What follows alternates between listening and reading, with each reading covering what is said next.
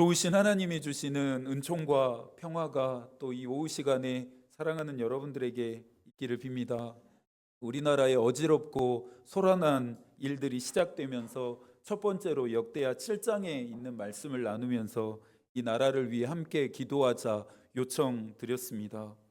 우리나라가 위기와 위험에 빠졌을 때마다 하나님은 교회와 그리스도인들을 흔들어 깨워 기도하게 하셨고, 또 기도에 응답하여 주셔서 위기와 또 위험들을 지혜롭고 또 슬기롭게 잘 극복해 가도록 도우셨습니다.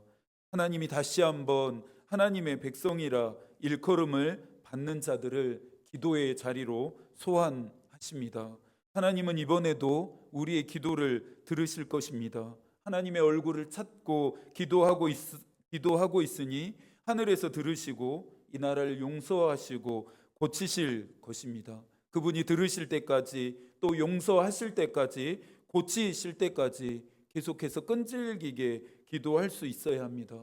오늘은 역대하 7장에 이어지는 두 번째 내용인데요, 오늘의 본문은 거짓 선지자들에 대한 경고와 심판입니다.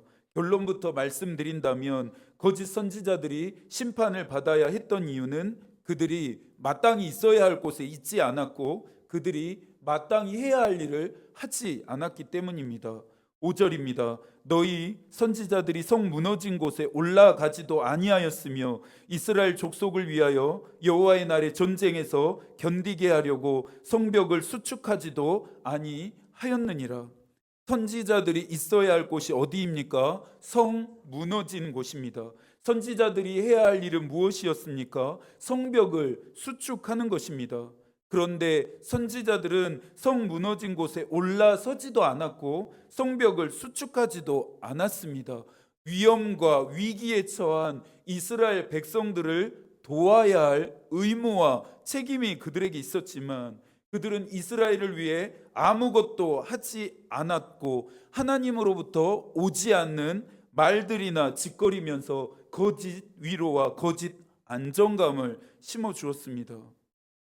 성서에서 말하는 죄악은 두 가지의 방식으로 성립됩니다. 하나는 하나님이 하지 말라라고 금하신 것을 함으로써 성립됩니다.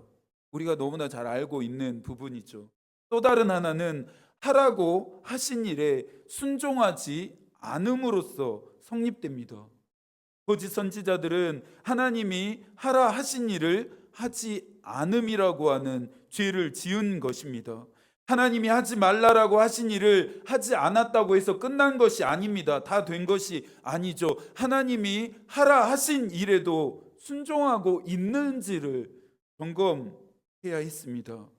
있어야 할 곳에 있지 않고 해야 할 일을 하지 않았던 이스라엘 백성들에게 거짓을 예언한 선지자들에게 하나님의 무서운 심판이 임합니다. 9절의 말씀을 한 번 더 읽어볼까요? 그 선지자들이 허탄한 묵시를 보며 거짓 것을 점쳤으니 내 손이 그들을 쳐서 내 백성의 공회에 들어오지 못하게 하며 이스라엘 족속의 호족에도 기록되지 못하게 하며 이스라엘 땅에도 들어가지 못하게 하리니 너희가 나를 여호와인 줄 알리라. 거짓 선지자들은 공회에 들어가지 못하게 됩니다. 호적에 기록되지도 못하죠. 이스라엘 땅에도 들어가지 못하게 됩니다. 하나님은 그들을 향해 여호와께서 보낸 자들이 아니다, 내가 너희들을 보내지 않았다라고 말씀하십니다. 오늘 이 이야기를 통해 여러분과 함께 생각해 보아야 할 것이 있습니다. 하나님께로부터 보냄을 받은 자, 하나님께로부터 보냄을 받은 우리가 서 있어야 할 곳은 어디인지, 그리고 해야 할 일은 무엇인지입니다. 오늘의 본문은 거짓 예언자들을 향한 경고와 심판인 것은 맞지만 하나님께로부터 보냄을 받은 우리를 향한 말씀이기도 합니다. 저와 여러분을 향한 경고이기도 하다는 것입니다. 그렇다면 지금부터는 우리가 있어야 하는 것과 또 해야 할 일이 무엇인지를 하나씩 본격적으로 살펴보아야겠습니다. 먼저 저와 여러분이 있어야 하는 곳은 성 무너진 곳입니다. 성서에 나오는 성이 무너졌다라고 하는 이 표현은 실제적으로 그리고 상징적으로 이스라엘의 위기와 또 위험과 직결된 표현입니다. 느헤미야는 예루살렘의 성벽이 회파되어졌다는 소식을 듣고 어떻게 했습니까? 수일 동안 슬피 울고 하나님 앞에서 금식하면서 기도했습니다. 성이 무너짐과 같은 위기 속에서도 이스라엘 백성들의 역사가 지속되어질 수 있었던 것은 하나님께로부터 보냄을 받은 그 누군가가 성 무너진 곳에 올라서서 하나님의 은혜와 도우심을 구했기 때문입니다. 이스라엘의 이 위기를 위해서 무너진 성을 다시 쌓고 무너진 곳을 막아선 자들 중에 예언자 엘리야도 있었습니다. 열왕기상 18장 30절입니다.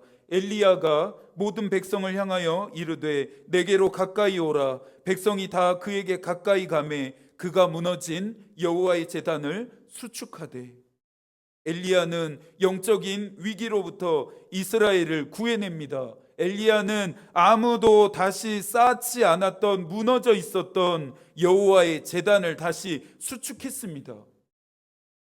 성 무너진 곳에는 편안함과 안락함 따위는 없습니다.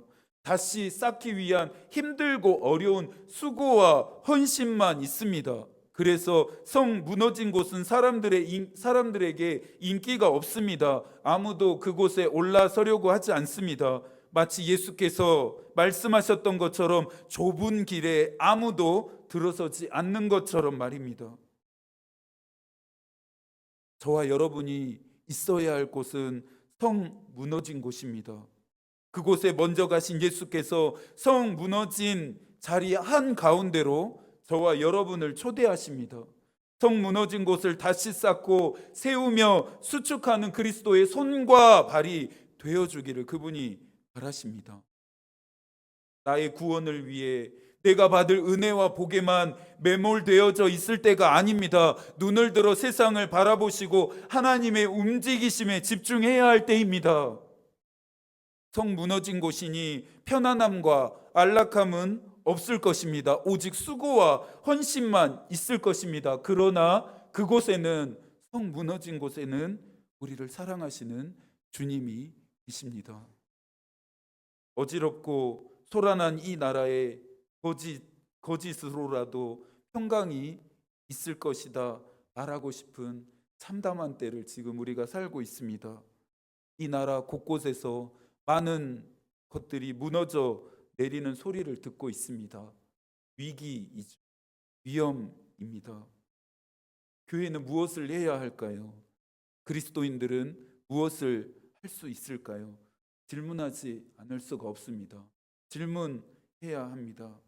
나라의 위기 상황에 그리스도인들은 성 무너진 곳에 올라서서 무엇을 해야 하고 무엇을 할 수 있을까요? 이 나라가 마주하고 있는 위기를 단단하게 견뎌낼 수 있도록 무너진 것을 우리가 다시 수축해야 합니다. 기도입니다. 하나님께로부터 보냄을 받은 우리는 성 무너진 곳에 먼저 올라서서 그 이후에는 나라에 닥칠 위기를 기도로 막아서는 사람들이어야 합니다. 우리가 이 세상에 보냄을 받은 목적입니다. 우리를 향한 하늘의 뜻입니다. 이사야 62장 6절과 7절입니다. 예루살렘이여 내가 너의 성벽 위에 파수꾼을 세우고 그들로 하여금 주야로 계속 잠잠하지 않게 하였느니라.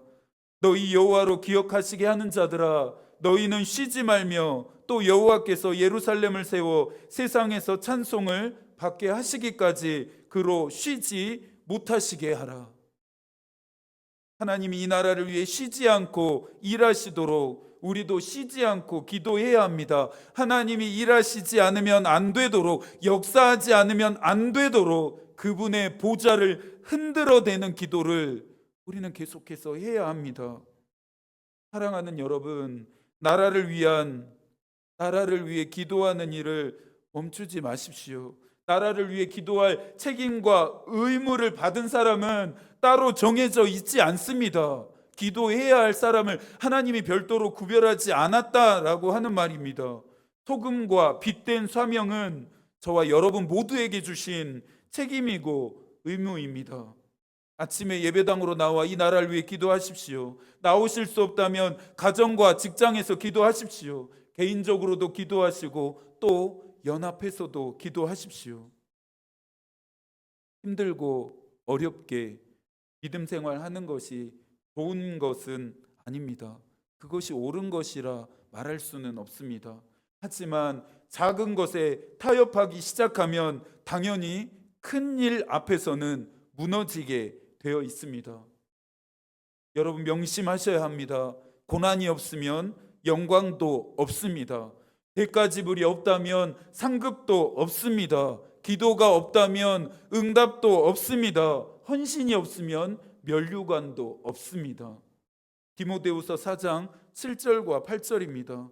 나는 선한 싸움을 싸우고 나의 달려갈 길을 마치고 믿음을 지켰으니 이제 후로는 나를 위하여 의의 면류관이 예비되었으므로 주 곧 의로우신 재판장이 그날에 내게 주실 것이며 내게만 아니라 주의 나타나심을 사모하는 모든 자에게도니라. 성서는 모든 그리스도인들에게 영광과 상급과 응답과 면류관이 있다 말하지 않습니다. 모든 그리스도인들이 당연하게 누리게 되는 것들이 아닙니다. 예수께서 말씀하신 것처럼 성서가 우리에게 이야기하는 것처럼 오직 하나님의 뜻을 행하는 자들에게만 이러한 것들은 주어집니다. 아무도 올라서려 하지 않는 성 무너진 곳에 올라서서 아무도 하지 않으려고 하는 성벽을 다시 수축하려고 하는 자들에게 주어지는 것입니다. 하나님의 애끓는 마음으로 나라를 위해 기도하는 우리에게 주시는 것들이기도 합니다. 예레미야 3장 17절입니다. 내가 너의 상처로부터 새 살이 돋아나게 하여 너를 고쳐 주리라. 하나님이 이 나라를 고쳐주시기를 소망합니다. 간절히 우리 모두가 바라고 있죠. 어두움으로 그늘진 이 나라에 빛을 비춰주시기를, 어지러운 이 나라에 평화를 주시기를 간절히 우리는 소망하고 있습니다. 정의가 물같이 또 공의가 마르지 않는 강과 같이 흐르게 되어지기를, 진노 중에라도 긍휼을 잃지 않으시기를 간절히 우리 모두가 기도하고 있습니다. 이 한 주간도 사랑하는 여러분들이 그리고 제가 성 무너진 곳에 올라서서 이 나라를 위해 기도할 수 있었으면 좋겠습니다. 하나님이 여러분들을 기도의 자리로 부르십니다. 기도의 자리로 나아오십시오. 이 나라를 새롭게 하고 고치시는 그리스도의 손과 발이 되어 주십시오. 이 한 주간도 사랑하는 여러분을 위해 기도하겠습니다. 이 나라 위에 또 하나님의 평화가 임하기를 위해서도 기도하겠습니다. 하나님의 마음이 우리의 기도가 되고 하나님의 뜻이 우리의 길이 되기를 빕니다. 아멘.